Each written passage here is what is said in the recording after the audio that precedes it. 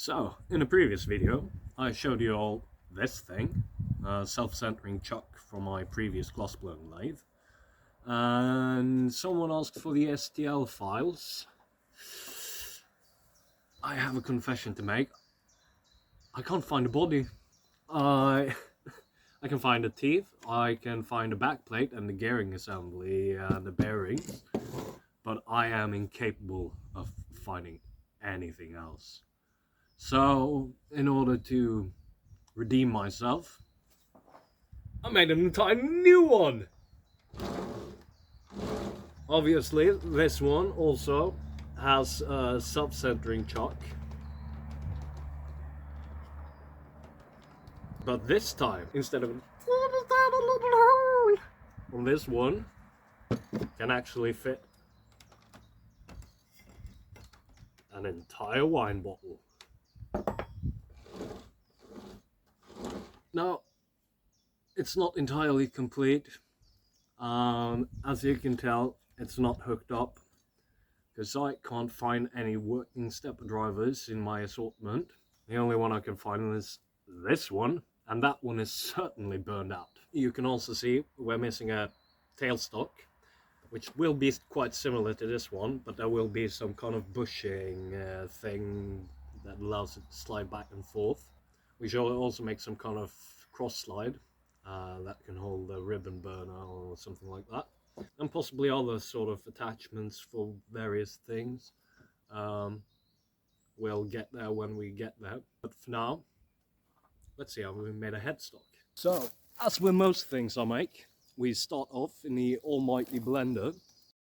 Now, large diameter bearings are usually quite pricey, and from the previous version I knew that an airsoft BB bearing would suffice, and this time I actually made it replaceable. These go together with some laser cut spaces to form the Axel Assembly.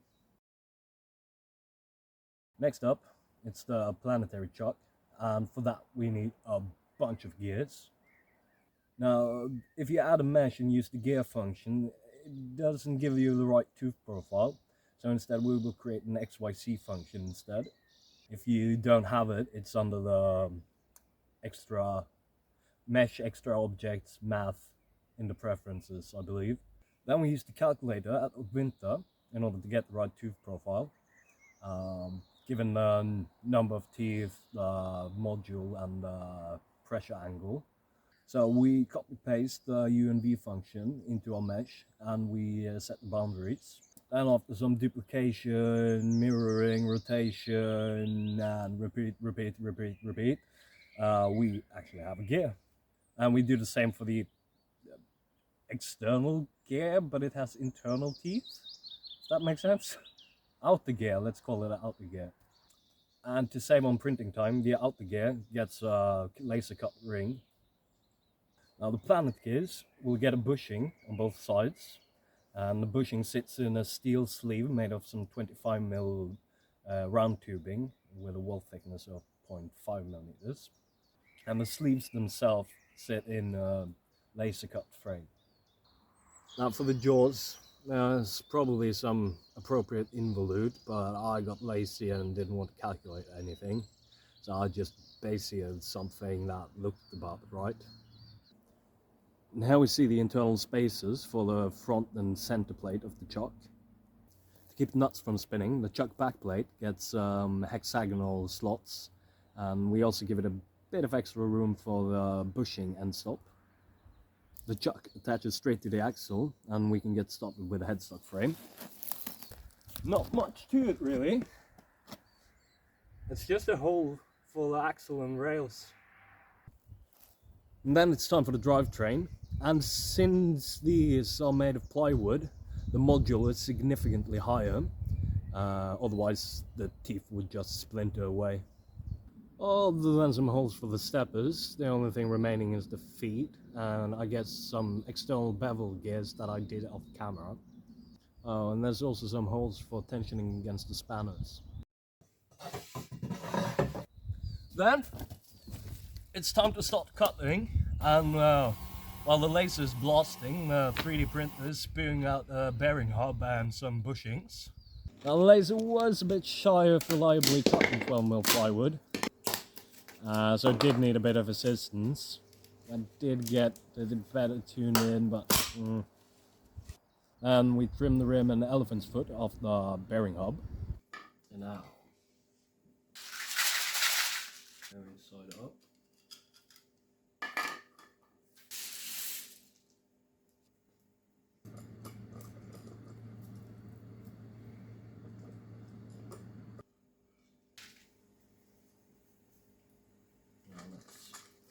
Before you glue it together, because you may have the situation where sometimes the rings that on the internals gets a bit jammy, but this seems to work.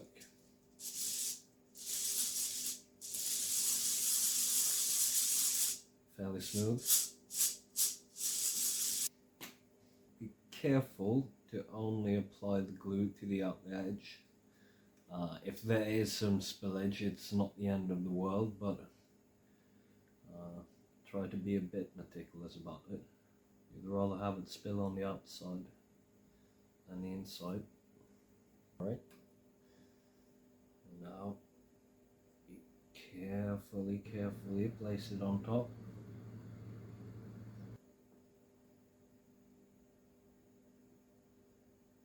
Check that the center is moving, and then spritz.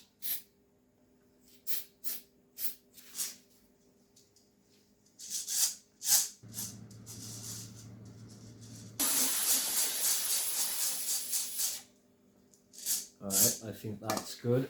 And now, the cherry on top, a bit of sewing machine oil. I know it has low viscosity than ISO 32, because I use it in a lathe when if I have to crank up the speed a bit.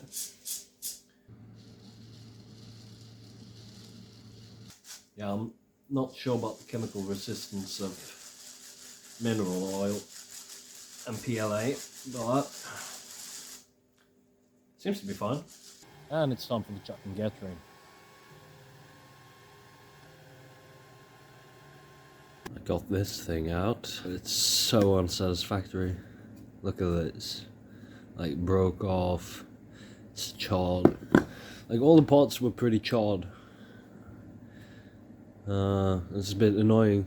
If I'd known, I'd just buy some 6mm plywood and just cut two, glue them together.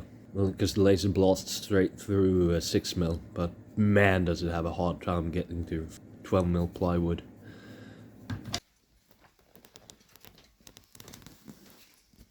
Cutting the rails and sleeves. The sleeves were then press fit to the front and center plate of the chuck.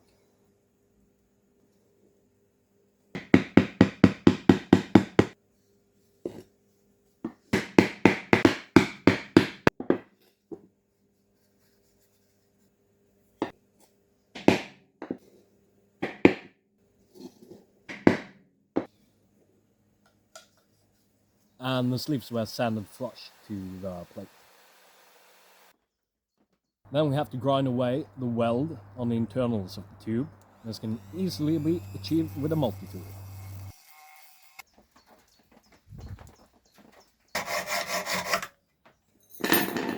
And the bearings stack with some laser cut plywood spacers and some 3D printed thinner ones on the ends.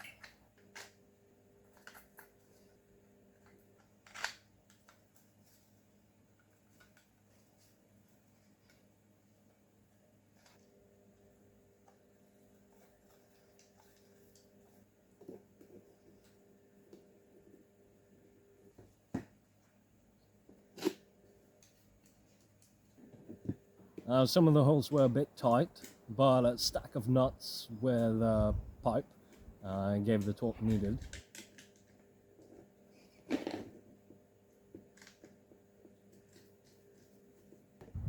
The nuts on the end is just there temporarily to keep the rods in place.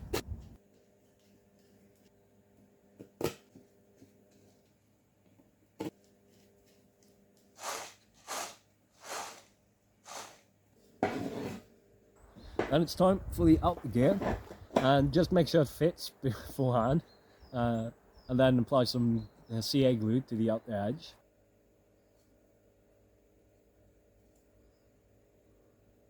Press it flat against the table and wipe up the excess glue before giving it a spritz of accelerator.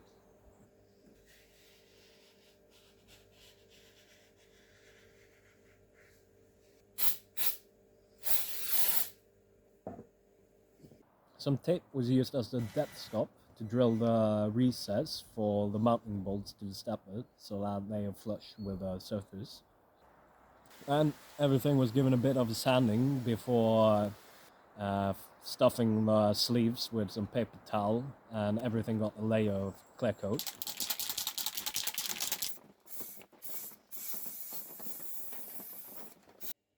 When the clear coat had dried, some M6 nuts were inserted into the hex sockets of the back plate.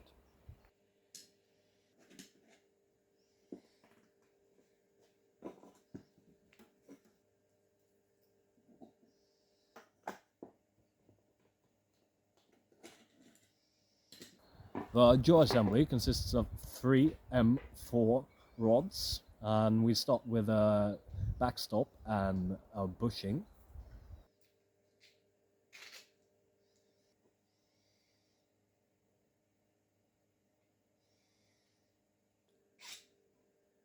This is then inserted into the center plate.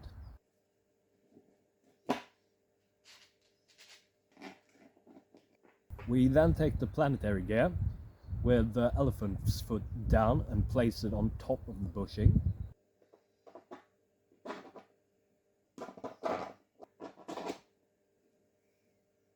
Then align the planetaries such that the line between 2 rods is tangent to the inner hole. The ring can then be pushed onto the planetaries, but now we want to have the elephant's foot on top.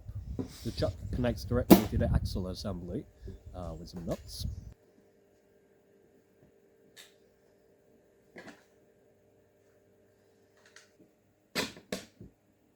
And a bit of lubrication won't hurt. Now, there's probably a bit of overlap because this thing is tight, and yeah, probably wants a redesign with a bit more tolerance. But oh well. Before tightening, the spaces were put in place.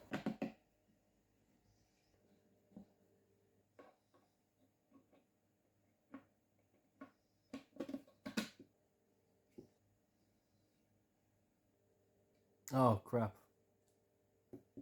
I've forgotten to put in recess for bolts. As you can see, last step for now is placing the jaw arms. There's still some pots printing, but for now, let's move on to the frame. First we have the rails and the right feet, as well as the front frame plate. That's the one without a hole. Then we have the center frame plate. That's the one with a squarish hole. And at the very end we have the frame back plate. That's the one with a circular hole for the step motor. We also attaches the stepper motor.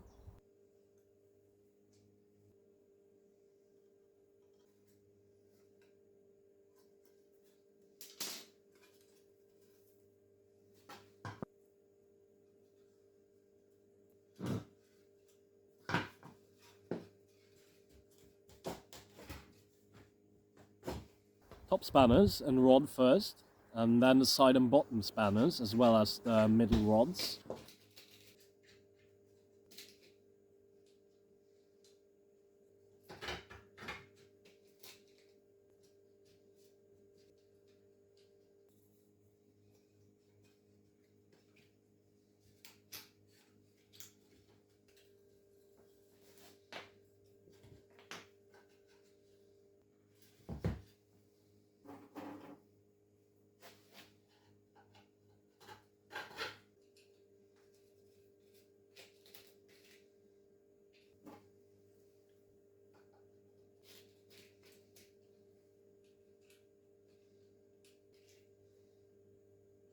Then we put on the left feet, and we let the rods go all the way through the frame and the left feet.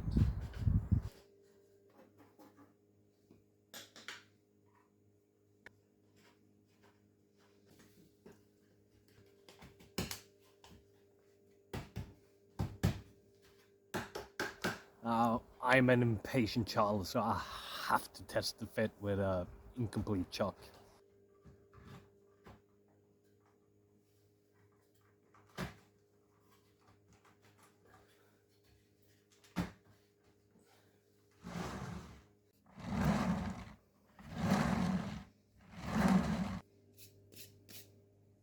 Then we attach the main gear to the axle using a wooden mallet.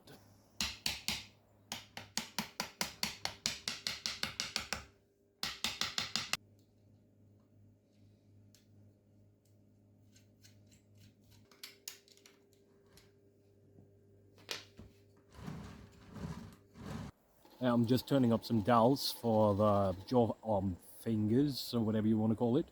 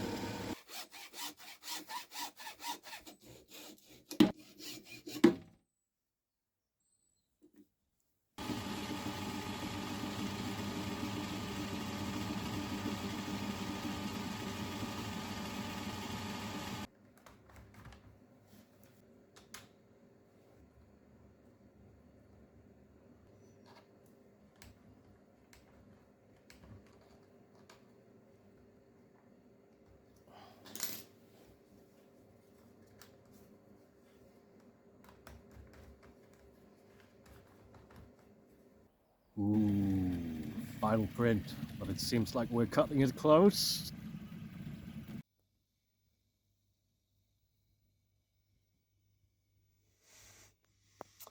That was close.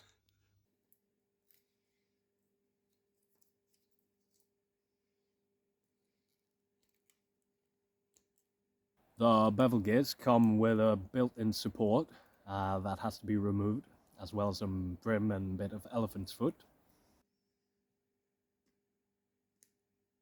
The bevel pinion attaches to this block with a M4 hex socket, and there's an M4 nut that's inserted into the back of the block. Heating the nut with a lighter may help if it's a bit too tight.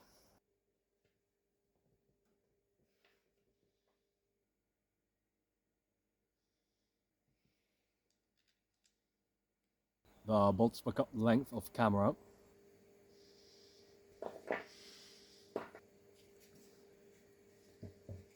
Make sure that the jaws are closed and give it a bit of a test fit before gluing.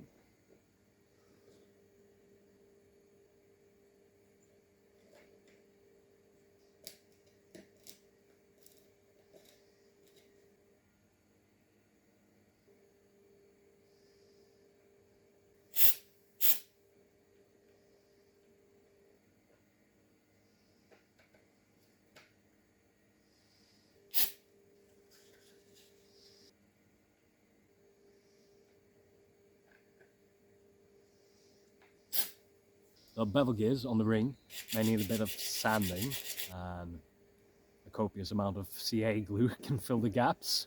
With the jaws closed, the edge of the bevel gear should align with the edge of the block.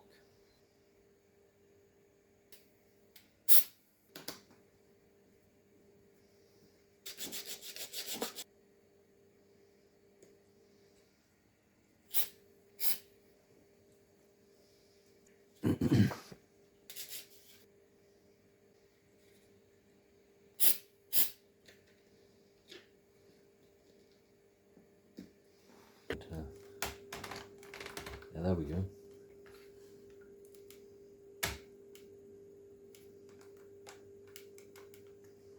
All right.